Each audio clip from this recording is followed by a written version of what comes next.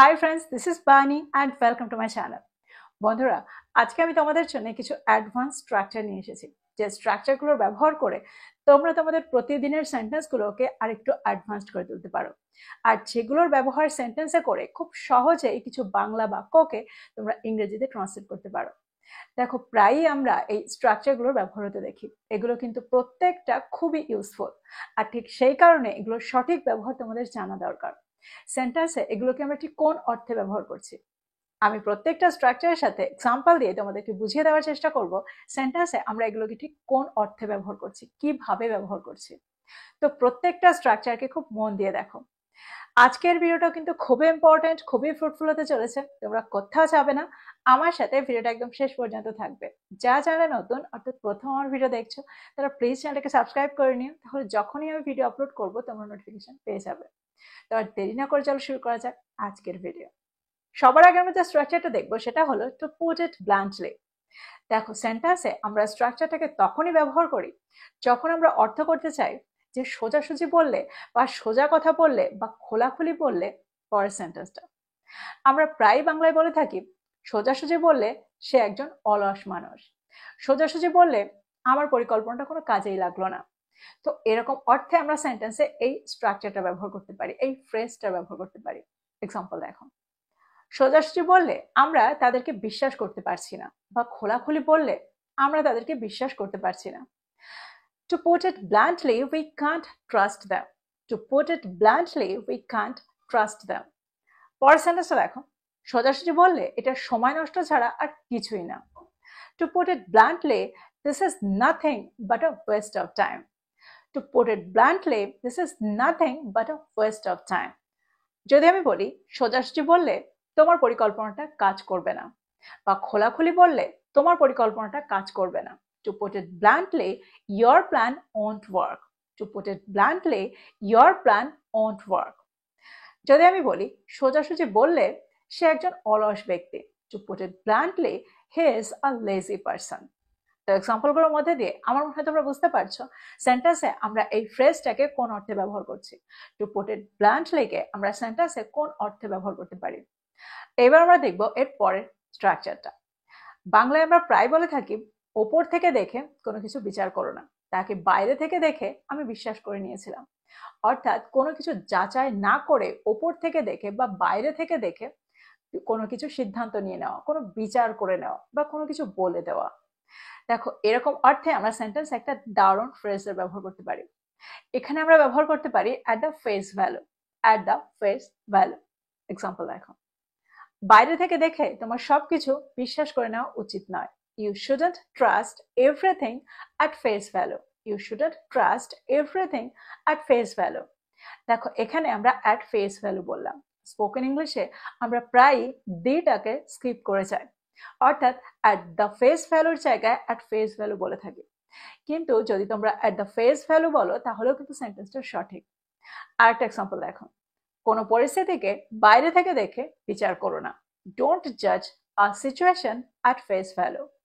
Don't জাজ a situation at face value. আরেকটা example দেখো, যদি আমি বলি বাইরে থেকে দেখলে এটা একটা সহজ সমস্যা মনে হয়, সেন্টেন্সটা কি হবে? At face value, it seems like a simple problem. At face value, it seems like a simple problem. তো তোমরা বুঝতে পারছো সেন্টেন্সে আমরা এই ফ্রেজটাকে কি করে ব্যবহার করছি, অ্যাট ফেস ভ্যালুকে কি করে ব্যবহার করছি। এবার আমরা দেখবো এর পরেরটা। এবার যে স্ট্রাকচারটা আমরা দেখবো সেটা হলো at the four front. At the four front. দেখো, এই স্ট্রাকচারটার অর্থ হলো এগিয়ে থাকা, আগে থাকা, অগ্রে থাকা। এরকম অর্থে আমরা সেন্টেন্সে এই স্ট্রাকচারটাকে ব্যবহার করে থাকি।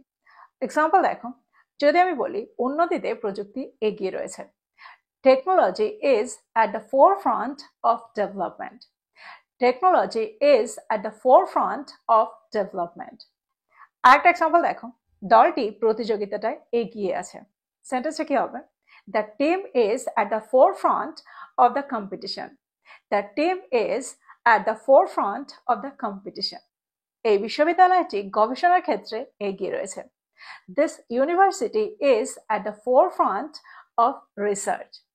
This university is at the forefront of research. তো তোমরা বুঝতে পারছো at the forefront এর কি অর্থ। সেন্টেন্সে আমরা এটাকে ঠিক কোন অর্থে ব্যবহার করছি। এবার যে ফ্রেজটা আমরা দেখবো সেটা খুবই ইউজফুল। এটা হলো to wrap things up. To wrap things up. দেখো এই ফ্রেজটার ব্যবহার আমরা সেন্টেন্সে তখন করি যখন আমরা অর্থ করতে চাই কোনো কাজ গুটিয়ে ফেলা, কাজগুলোকে গুটিয়ে ফেলা বা কাজগুলোকে শেষ করে ফেলা। এরকম অর্থে আমরা সেন্টেন্সে এই ফ্রেজটার ব্যবহার করে থাকি। এক্সাম্পল দেখো, আমাদের বিকেল 5টার আগে সবকিছু শেষ করা দরকার। We need to wrap things up before 5 p.m. We need to wrap things up before 5 p.m. যদি আমি বলি তুমি কি এখনকার মতো সবকিছু শেষ করে ফেলেছো, অর্থাৎ তুমি কি আপাতত এখনকার মতো সব কাজগুলো শেষ করে ফেলেছো, সেন্টেন্সটা কি হবে? Have you wrapped everything up for now? Have you wrapped everything up for now? চলো সবকিছু গুটিয়ে ফেলে আজকের মতো কাজ শেষ করা যাক, সেন্টেন্সটা কি হবে? Let's wrap things up and call it a day. Let's wrap things up and call it a day. Call it a day এটা হলো একটা ইডিয়াম। আমরা সেন্টেন্সে তখন ব্যবহার করি যখন আমরা অর্থ করতে চাই আজকের মতো কাজ শেষ করে ফেলো, আজকের মতো কাজ শেষ করলাম। এরকম অর্থে আমরা সেন্টেন্সে কল ইট আ ডে এই ফ্রেজটা ব্যবহার করে থাকি, এই ইডিয়ামটা ব্যবহার করে থাকি। পরের ফ্রেজটা হলো the bottom line is, that means the most important point is, the most important fact is, তারপরে পরের সেন্টেন্স। দেখো এই ফ্রেজটা ব্যবহার আমরা তখন করি যখন আমরা অর্থ করতে চাই মূল কথা হলো এই যে, তারপরে পরের সেন্টেন্সটা। যদি আমি বলি মূল কথা হলো আমাদের আবার শুরু করতে হবে, the bottom line is we have to start again. The bottom line is we have to start again. পরের সেন্টেন্সটা দেখো, যদি আমি বলি মূল কথা হলো এটাই আমাদের শেষ সুযোগ, বা আমরা এখানে সার কথা হলো এটাই আমাদের শেষ সুযোগ, এটাও বলতে পারি। তো সেন্টেন্সটা কি হবে? The bottom line is this is our last chance. The bottom line is this is our last chance. আরেকটা এক্সাম্পল দেখো, যদি আমি বলি মূল কথা হলো এই যে তাদের পরিকল্পনাটা আর কাজ করবে না, সেন্টেন্সটা কি হবে? The bottom line is their plan won't work anymore.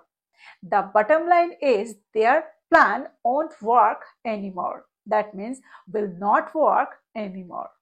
তো এক্সাম্পলগুলোর মধ্যে দিয়ে আমার মনে হয় তোমরা বুঝতে পারলে এই ফ্রেজটাকে আমরা সেন্টেন্সে কিভাবে ব্যবহার করছি, কোন অর্থে ব্যবহার করছি। এবার আমরা দেখবো এর পরেরটা। দেখো বাংলায় আমরা প্রায় বলে থাকি পার্টি পুরো দমে চলছে, অনুষ্ঠানটা পুরো দমে চলছে, তাদের বিয়ের আয়োজনটা পুরো দমে চলছে। তো এরকম অর্থে আমরা সেন্টেন্সে কোন ফ্রেজের ব্যবহার করতে পারি? এখানে আমরা ব্যবহার করব in full swing. In full swing. For example, উৎসবটি পুরো দমে চলছে, উৎসবটি এখন পুরো দমে চলছে। The festival is in full swing now. The festival is in full swing now. যদি আমি বলি নির্বাচনী অভিযান পুরো দমে চলছে, সেন্টেন্সটা কি হবে?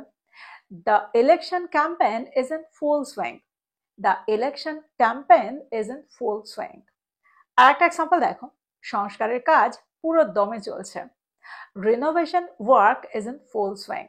Renovation work is in full swing. তো তোমরা বুঝতে পারছো পুরো দমে চলছে এরকম অর্থে আমরা সেন্টেন্সে এই ফ্রেজটার ব্যবহার কি করে করছি, ইন ফুল সুইং এর ব্যবহার কি করে করছি। এবার আমরা দেখবো এর পরেরটা। আমরা প্রায় সেন্টেন্সে অ্যাট দ্য মার্সি অফ এর ব্যবহার হতে দেখি, অ্যাট দ্য মার্সি অফ।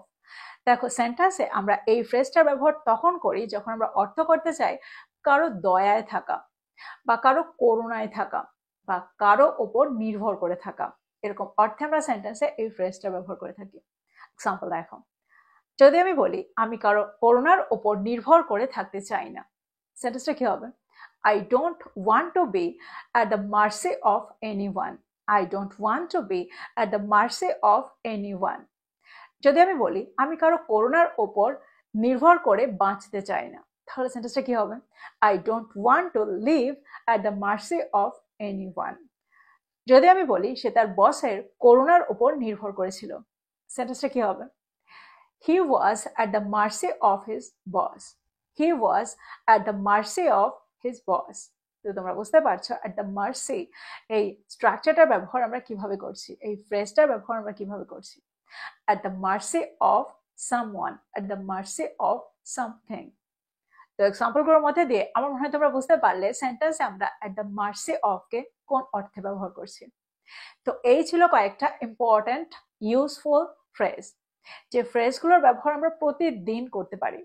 আমাদের কনভারসেশনে আমরা এগুলোকে ইনক্লুড করতে পারি, খুব সহজে ইনক্লুড করতে পারি।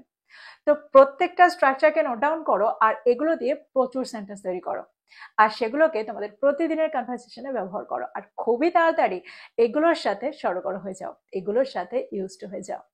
তো এই ছিল আজকের ভিডিও, এই ছিল আজকের টপিক। ভিডিওটা ভালো লাগলে লাইক করতে ভুলে যাও না, বন্ধুদেরকে শেয়ার করো যারা ইংরেজি শিখছে। So this is all about today. I will be back with another video. Till then, take care. Thank you for watching this video. Bye bye.